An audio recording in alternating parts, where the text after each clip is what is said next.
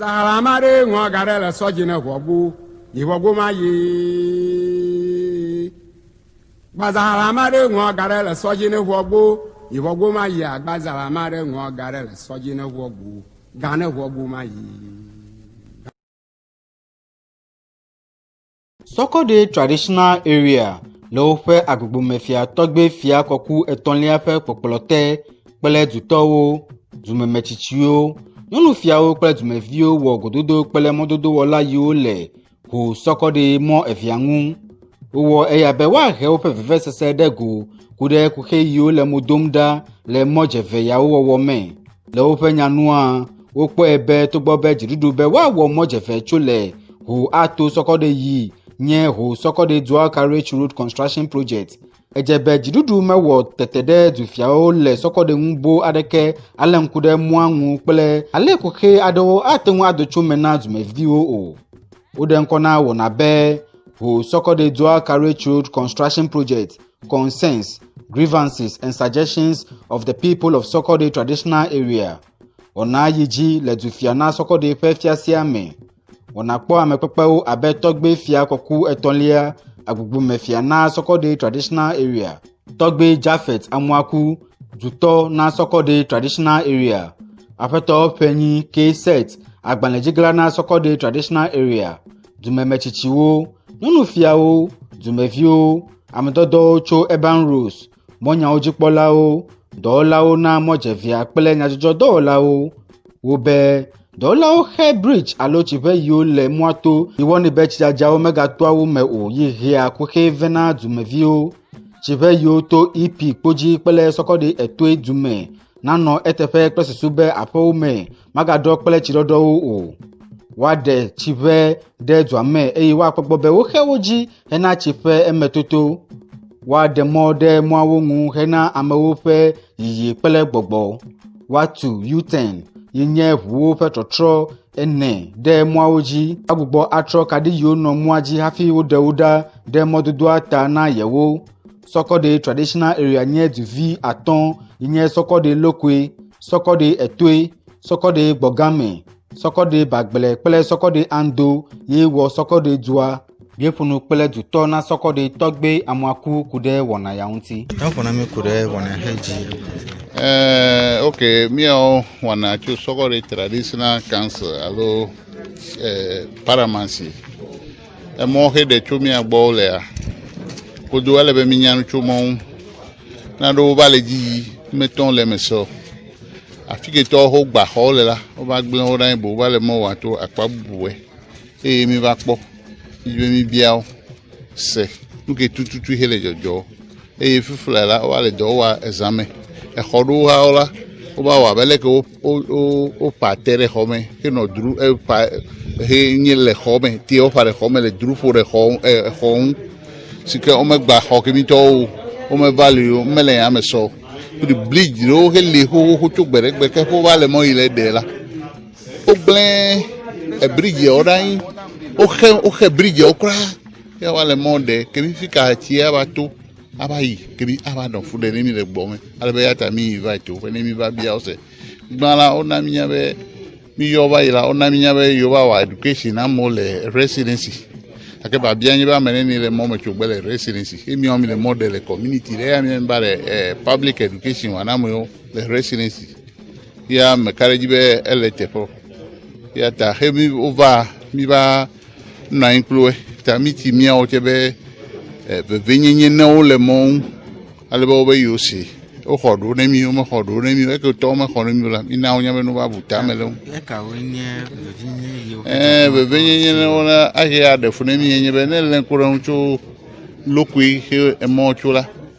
you tende ke mele mo e be nye ne gbe enga school of enga you has junction yako enga roundabout bale kabale Sokode gbogame babia ba me to beti tu hora pakiri fika wa to mi kodu podon denewe from coming Nkrumah Circle to Achimota if me traffic subolo te fero nye 4 lane te fero nye 5 lane te fero nye 3 lane ake U10 le si we kenye te kwasi tu la pass te fero nye 4 lane 3 lane ya je U10 le konu yo bitela o me consider alo me brief mi ba gbre no be yo se akeko wa do bomela o me mi po me ma ore ke wa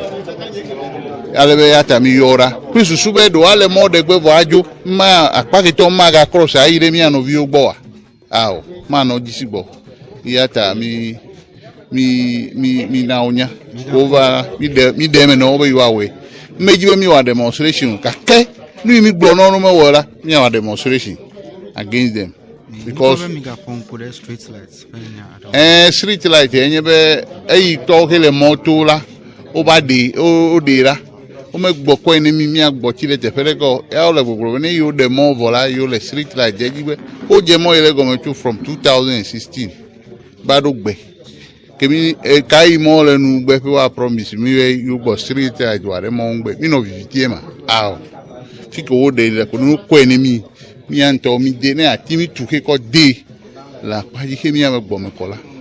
ade mi ajiwu la bana menya ti re ai nu ye re jojo je yin bela bi po be o be double road akefula pari ka ko wa le menya na be first phase lu alo second phase ko mi nya be second phase de kemele mo ya hu to nu de mo ya ta mi yora mi ga ko fe gbeda si yo na mododo a wola o mi on fe concern wala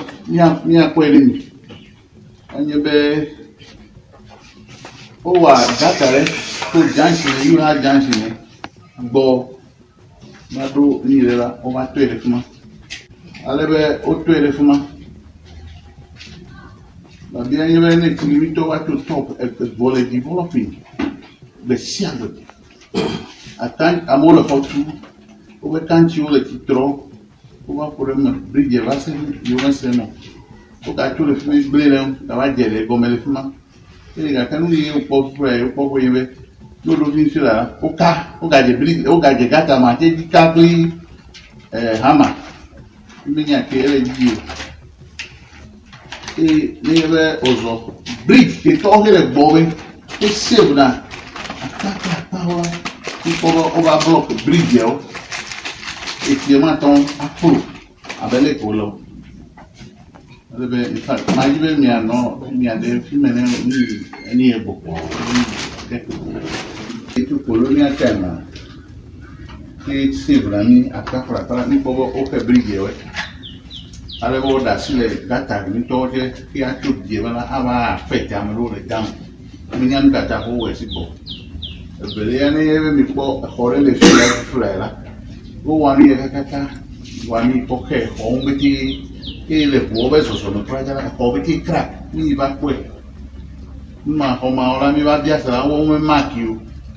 so fare nka glo le o le ho pu kan gbe e wa no ho pu kan me amo ile ho ma minya ni de kele un aso mi ke jo yebe ni ba de kuno at least no do gbo me le fi you Kenya lo popo ni mi to susube nenyebe e to le junction le you has keke gbo chokola keke gbo ga me ga ba trole api ava bori ela bana service ni o wele bere du enye dupe yata o metui dem ku bubu wanbe ni pomola ya to tefere abaga agere demo ni abe street line o jela mi po e fike ho wale mi o watela o me de o ni mi alebe ke mi na ya le bro fila ni na ya le bro le chule lukui padu sokori andu ni wa ni e tule me bogame le bagbele me andu le me lukui le me ni ya iro ti gboro onu le fi ta ti mi le fura ame do o to dugu mi o mete o le mi adu ta me ku he mi o bo mi do gban ta ni mi o mi po ku he le fi wa mi ade be ni ale be bayi la mi ba gbo abe 2 weeks 3 weeks ke ba na onya abe accept you 10 ni o do ni ka e gboro be ya yi aba gbo ya so ne yo fe mi aka tuna bome odo o do ba le cho zame je o le doa cho zame me po le doa ko eni ziku po nu yo witi ho jole mi agbo vola e fudo wa jole mi agbo vo ma ga cross mo aide mi ano ogbo ta me lebe mi pro do bene didio nu gele ji la lebe nu na mi no nya tu susube america ma bonu geɖewo ale be plus enya ele ta mi yɔ mi la to susu be mi se nu yi tututu ke le dzɔdzɔ me eye fifi la mi va he mi le dɔ kpɔ fi exame la azɔ la mi nya be double road wo be no de ake fifi la emɔ akpa ɖeka ko ɖe ne mi wo le tso ho kɔva yi fi menya le be mɔ ke do le first phase and second phase o menya o atagodo miawo dze mi sebe eye Mahama be no ɖe mɔ ne mi Akufo-Addo be no ɖe mɔ ne mi miagbɔ mɔ to matɔ yi Akufo-Addo gbɔ ava bie se be alo Mahama gbɔ ava bie se be mɔ ka be no ɖe o eye be ko le mɔ ɖe ke me kpɔm ɖe le tugu me ko va ɖo du yi ba la enya nyuitɔ wòle be ma te ɖe miawo ema bie nu ema se dia tafi mi va la mi yɔ be ne mi va se woƒe nu yi wɔawo le eye leke wokɔ le gbɔ me wa ne mi big mi tɔgɔ ya ke wo blɔk ɖe miadi be mi se nu ɖe tso ŋu ya mi me tso ta. Aƒetɔ Mark Billion Bansa ame nye assemblyman na sɔkɔɖe ametianutɔ hã na mi eƒe gbedeasi. Nkɔnye nye Mark Billion Bansa menye assembly member ne Sokode Gbogame electoral area. Yo egba mi ko wona toke ade yiji enkanyi mi feve sese. Mi abe feve sese pe de kwenye jidudu nagbe be no demoto mi agbo. Kake emo ke va dole community engagement alo leke wa abumi abe dumeto wa va do adon klimi ade afodoa meleji yo ta ya ina be egbela mi yo ameyo kele emo dedeji po. Be mi agbolo mi ave veve sese o ne ekpo emo ike dola le yanto be technical terms o gbona na no be labor play drainage yawe kun enye mi ave veve sese o labor enye tefe yo ke evoa toda drainage enye fi ke ne echija alo echiva mojia echi wato numa wenye mi ave veve sese kun elabe emonto ho le de la o ngoble yevo be demographics o me kon numa o ko de tomo o me bui ko be edo ava keke deji ta elebe ne yo vu moto tefe do we ike awe be echo ike gbona ne edo vale keke deji amema o hele fimila akpo do fe atanto ageroba femo le podome abe ne gbo chu Green Valley ne afọmele etuimbe akpa veliala elebe na vakaka na gbogbo vatro le gbogame roundabout ikobe yoawa hafi atankpo access de afeme ta mi abe dumetone na mi bu ikobe anyu ajemi ne be otan demo video gede edo emenemi Duope fia komi seshi amuganu tome Ghana na Top Africa Radio Hamburg Germany.